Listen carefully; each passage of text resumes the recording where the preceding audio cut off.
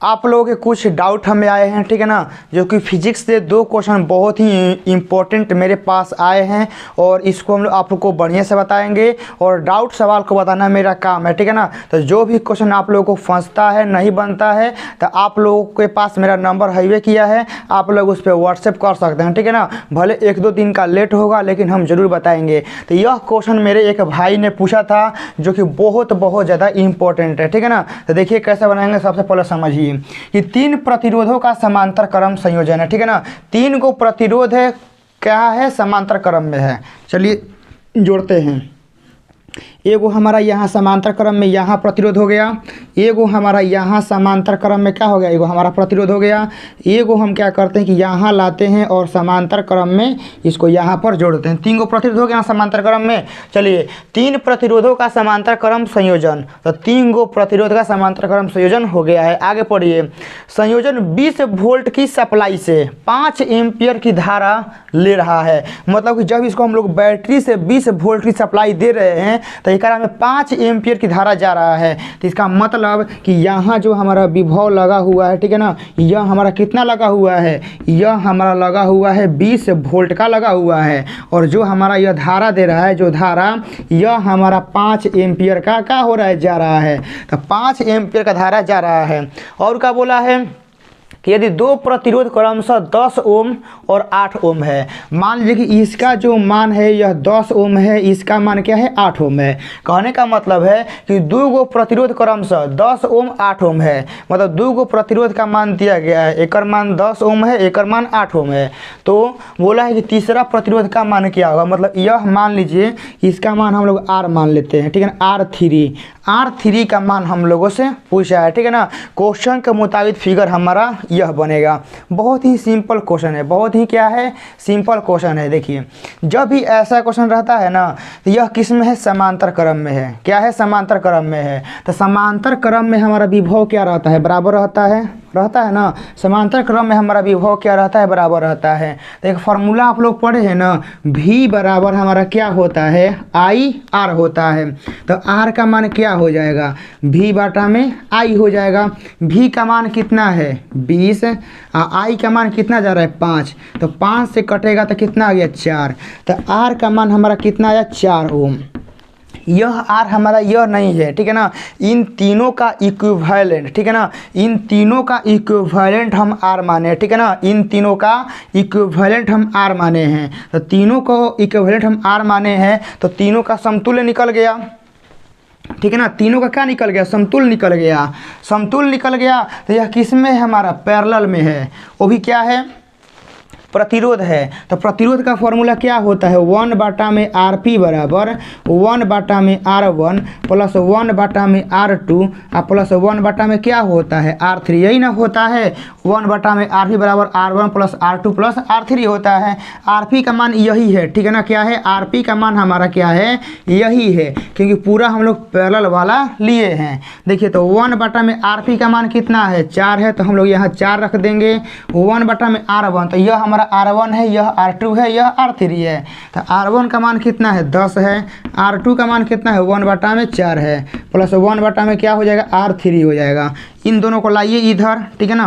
तो यहाँ देखिए क्या होगा, 1 बटा में R3 बराबर 1 बटा में एगो 8 दिया है ना, तो यहाँ 8 होगा। चलिए तो 1 बटा 4 माइनस 1 बटा 10 माइनस का 1 बटा में क्या हो जाएगा, 8 हो जाएगा। चलिए इसका हम लोग एलसीएम लेते हैं। तो 4 8 का लघुत्तम कितना हो जाएगा, 8 हो जाएगा।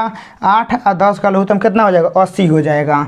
चलिए 80 लघुत्तम लेते हैं। तो 4 से कटेगा कितना बार, 20 चौके 80 होता है। तो यहाँ हमारा 20 हो जाएगा। माइनस 10 ले कटेगा 8 बार में, तो यहाँ 8 हो जाएगा। 8 से कटेगा कितना बार में, 10 बार में, तो यहाँ माइनस का 10 हो जाएगा। देखिए 10 18 कितना होता है, 28, ठीक है ना। 10 18 28 में होता है, 10 8 18 होता है। तो 20 में से 18 जाएगा, कितना होगा, 2 बटा में हमारा कितना हो जाएगा, 80 हो जाएगा। तो यहाँ देखिए मेरे भाई कि 1 बटा में Rp का मान, 1 बटा में Rp का मान 2 बटा में 80, मतलब कि 1 बटा में 40। तो यहाँ हमारा कितना है, 1 बटा में 40 है और यहाँ R3 है, ठीक है ना। तो इसको पलट देंगे तो कितना हो जाएगा, हमारा 40 ओम हो जाएगा। देखो ना कितना बढ़िया क्वेश्चन है, आप लोगों को दिखाई दे रहा होगा जहाँ तक हम देख रहे हैं, ठीक है ना, दिखाई दे रहा है, ठीक है ना, समझ में आ गया है कि कैसे बनाना है, ठीक है ना। बहुत ही सिंपल क्वेश्चन है, कैसे बनाएंगे एक बार फिर से आपको बता दे रहे हैं। यहाँ देखिए तीनों का पैरेलल हम माने हैं आरपी, ठीक है ना, तीनों का मान है पैरेलल क्या है आरपी, क्योंकि जो यह 5 एम्पियर की धारा जाएगा यह तीनों के पैरेलल में मतलब कि जाएगा, ठीक है ना, समतुल्य में। तो हम तीनों का समतुल्य मान लिए हैं आरपी, तो मानने हैं कि जो आई धारा जा रहा है वो पूरा आरपी में जा रहा है। क्या जा रहा है? पूरा आरपी में, क्योंकि जो यहाँ से 5 एम्पियर की धारा जाएगा तो कुछ एकरा में जाएगा, कुछ एकरा में जाएगा, कुछ एकरा में जाएगा। तो हम मान लें जो 5 एम्पियर की धारा है वो तीनों में जाएगा, तो तीनों का समतुल्य क्या होता है? आरपी होता है। तो इसीलिए हम यहाँ आरपी रख दिए हैं, तो आरपी का मान निकल गया। अब बस फार्मूला रख हम लोग निकाल लेंगे। यह हो गया ना। एक मेरे भाई का एक और ही सवाल आया है जो कि स्क्रीन पर लिख रहे हैं, इसको आप लोग बढ़िया से नोट कर लेंगे, ठीक है ना। चलिए ई हो गया। आप लोगों के सामने एक क्वेश्चन लिखे हैं, यह भी हमारा क्या है डाउट में आया है, ठीक है ना। इन सब का मान क्या है? इन सब का मान हमारा सी है, ठीक है ना। सब का मान क्या है? सी है। और यह हमारा क्या है? संधारित्र है। देखिए जो एक ही तार में होता है ना उसको कहते हैं हम लोग श्रेणी क्रम, और जो एक ही तार से बढ़ जाता है उसको कहते हैं समांतर क्रम। कहने का मतलब है आप लोगों को पहले यहाँ एगो एग्जाम्पल दे देते हैं। मान लीजिए कि यहाँ एगो बिंदु है, ठीक है ना, यहाँ से एगो इधर गया, ठीक है ना, यहाँ इधर गया और यहाँ से ई आ गया। देखिए तो यहाँ से 2 गो तार बटा है, एगो इधर गया है, एगो इधर गया है। तो यह हमारा केस में होता है समांतर क्रम में। लेकिन यहाँ देखिए एगो यहाँ से गया, यहाँ हो गया, एगो यहाँ से यहाँ गया, ठीक है ना। तो ये दोनों कहलाता है श्रेणी क्रम। का है कि दोनों एक के तार में है, एक के तार में रहेगा ना तो वह श्रेणी क्रम में रहेगा, भले टेढ़ टाढ़ कैसे हो रहे। एगो तार में रहेगा ना तो वो कहलाता है श्रेणी क्रम, आ जो 2 गो निकल जाए ना ओकरा कहता है समांतर क्रम। जैसे देखिए इस बिंदु से हमारा 2 गो निकल गई बा, क्या हुआ? 2 गो निकल गई बा, तो इस ससुरा हमारा हो गई समांतर क्रम। चलिए एक में आते हैं, समझाते हैं कि ई वाला हमारा कैसे होगा, ठीक है ना। ई वाला आप लोग समझ गए होंगे। चलिए देखिए ई तार यहाँ से, देखिए आप लोग को इसी में बताते हैं। देखिए यहाँ से एगो तार आया, देखिए ई तार गया, ई तार आ गया ना।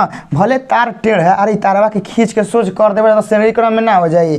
ई तारवा देखो गइल बा एजा, फिर कहाँ आ गइल? हेजा आ गइल। तो ई तार में क्या बा? ई दोनों का में बा, ई दोनों का में बा श्रेणी क्रम में। श्रेणी क्रम में काहे बा? काहे इसलिए बा कि दोनों एक के तार में बा। का में बा? एक के तार में बा। तो एक के तार में बहुए तो हम एकरा क्या करम? जोड़म।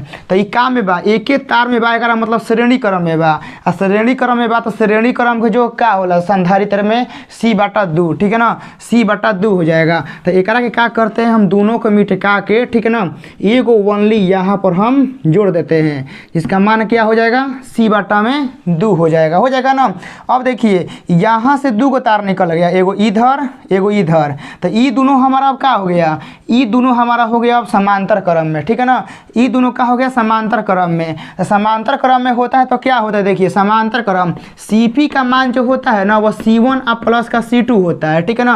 यानी कहने का मतलब है Cp बराबर इतना होता है, और Cs बराबर जानते हैं क्या होता है? C1 गुना C2 बाटा में हमारा C1 प्लस का C2 होता है। तो यह हमारा पैरेलल में है दोनों, तो दोनों को जोड़ देंगे तो C प्लस C बटा में 2, तो कितना हो जाएगा? 2 से गुना होगा तो 2C प्लस E, तो 3C बटा में 2 हो जाएगा। ये दोनों का योग हमारा क्या होगा? 3C बटा में 2 हो जाएगा। तो इसको यहाँ से क्या करते हैं? मिटका देते हैं, और जो हमारा यह C है अब यह हमारा क्या होगा? 3C बटा में 2 हो गया ना। अब यहाँ से आइए, अब देखिए क्या करते हैं। अब यहाँ से देखिए अब जो आपका ई वाला है, ठीक है ना, अब क्या है? ई वाला। तो यहाँ से देखिए यहाँ से एगो तार गया है, ई का में है, ई हमारा क्या है? श्रेणी क्रम में है। तो श्रेणी क्रम में है तो एकरों को जोड़ देते हैं, ठीक है ना। तो श्रेणी क्रम में क्या होता है? यदि सेम है तो उतना से डिवाइड कर दीजिए। श्रेणी क्रम में C और C है तो हमारा क्या हो जाएगा? C/2 हो जाएगा। तो एकरा के इधर से क्या करते हैं? मिटका देते हैं, ठीक है ना। यह हमारा क्या हो जाएगा? C बटा में हमारा 2 हो जाएगा। दोनों का जोड़ समतुल्य। अब देखिए वह हमारा C/2 हो गया। तो अब यहाँ से देखिए, यहाँ से और एकरा में देखिए क्या है? अब डिफरेंस है, क्या है? अब यहाँ से हम लोग को अंतर समझना है कि कौन कैसे कैसे जुड़ा हुआ है, ठीक है ना। तो यहाँ से 1 मिनट मेरे भाई समझिएगा, ठीक है ना, बहुत ही यहाँ से समझना जरूरी है। क्या है? अब यहाँ देखिए, यहाँ से आप लोग चलिए, अब यहाँ से आप लोग नाम ले चलिए। यहाँ n है तो यहाँ का आ जाएगा? n आ जाएगा। यहाँ का आ जाएगा? n आ जाएगा। नाम चलाइए। यहाँ से m है तो यहाँ m आ जाएगा, ठीक है ना, यहाँ भी हमारा m आ जाएगा, ठीक है ना, m आ गया। अब उसके बाद देखिए क्या बचा, अब नाम कहीं नहीं जाएगा क्योंकि इधर से जाएंगे तो मिल रहा है, इधर भी जाएगा तो मिल रहा है, मतलब गाड़ी अब यहाँ से काहे फंसा हुआ है। हाँ, यहाँ से n आएगा इधर, यहाँ का आ जाएगा n आ जाएगा ना।